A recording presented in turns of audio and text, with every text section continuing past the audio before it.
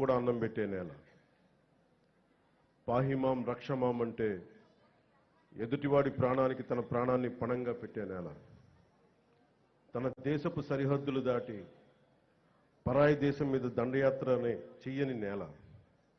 అలాంటి నేల మీద ముష్కర మూకలు దండయాత్రలు చేసిన ఈస్ట్ ఇండియా కంపెనీ, బ్రిటిష్ సామ్రాజ్యవాదులు ఈ నేల సంపదలని కొల్లగొట్టిన వర్తమానంలో నియంతృత్వ ధోరణితో ప్రజా జీవితాన్ని అస్తవ్యస్తం చేస్తూ ప్రభుత్వ ఖజానాన్ని, ఆస్తుల్ని దోపిడీ చేసిన ఎవ్వరినీ కూడా ఈ దేశ ప్రజలు కాలానుగుణంగా వీరందరికీ చాలా బలమైన గుణపాఠాలు నేర్పారు.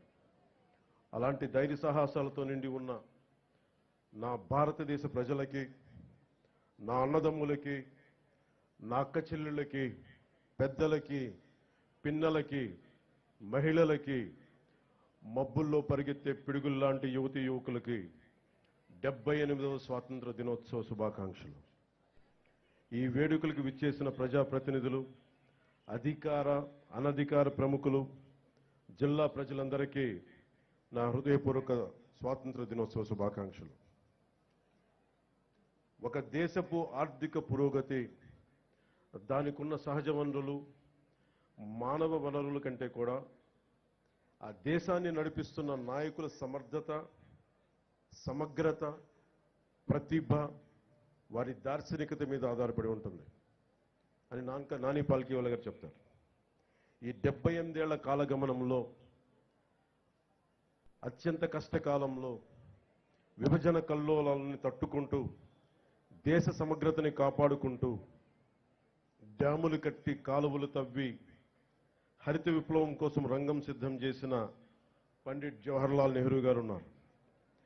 జై జవాన్ జై కిసాన్ నినాదంతో దేశాన్ని ముందుకు నడిపించిన శ్రీ లాల్ బహదూర్ శాస్త్రి గారు ఉన్నారు.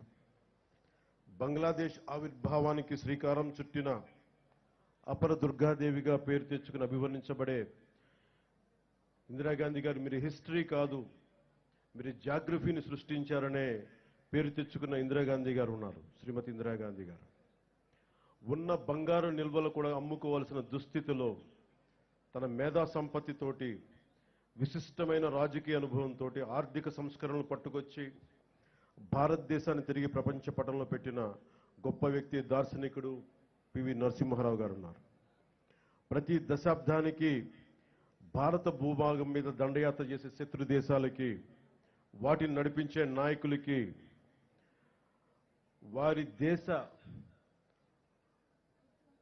ఆర్థిక మూలాలు కానీ మొత్తం కదిలిపోయేలా, వారి మూలాలు కదిలిపోయేలా, శత్రు దేశాల మూలాలు కదిలిపోయేలా పోఖ్రాన్లో అణుబాంబుని పేల్చి భారతదేశ స్థాయిని చూపించి ప్రపంచాన్ని నివ్వెరపోయేలా చేసిన సింహరాజం శ్రీ అటల్ బిహారీ వాజ్పేయి గారు ఉన్నారు.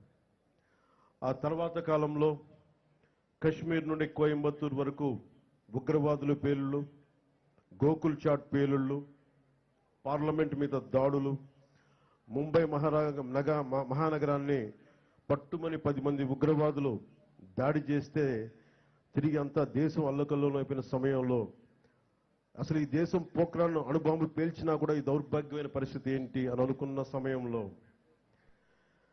పాత తరం నాయకుల్లా కాదు, మా దేశం మీద దాడి చేస్తే, మా వ్యవస్థల మీద దాడి చేస్తే మీ దేశంలోకి దూరి మరీ కొడతామని చెప్పి 3వసారి ప్రధానమంత్రిగా ప్రమాణ స్వీకారం చేసిన శ్రీ నరేంద్ర మోదీ గారు ఉన్నారు.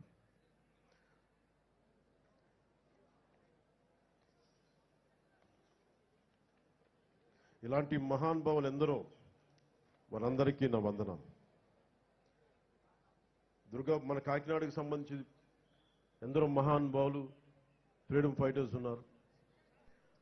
దుర్గాబాయి దేశ్ముఖ్, బులుసు సాంబమూర్తి గారు, అలాగే 53 రోజులు మనకి ఉపవాసం చేసి బలిదానమై రాష్ట్రాన్ని ఇచ్చిన పొట్టి శ్రీరాములు గారు ఉన్నారు.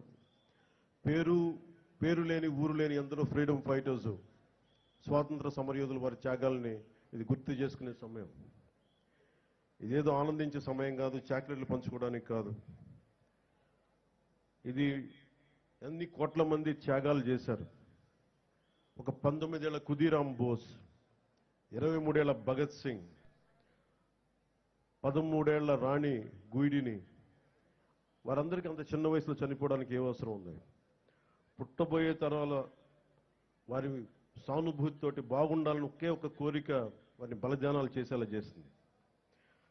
మనం ఎవరి త్యాగాల మీద, బలిదానాల మీద మనం బతుకుతున్నామో వారిని గుర్తు తెచ్చుకోవడానికి, బాధ్యతగా భవిష్యత్ తరాలకి మనం అదే భవిష్యత్తుని, బలమైన భవిష్యత్తుని ఇవ్వడానికి ఇది ఈ రోజుని మనం తీసుకుంటాం.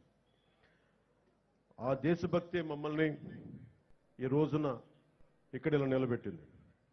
ఒక నియంతృత్వ ధోరణితో 3.5 కోట్ల మంది ప్రజల కోసం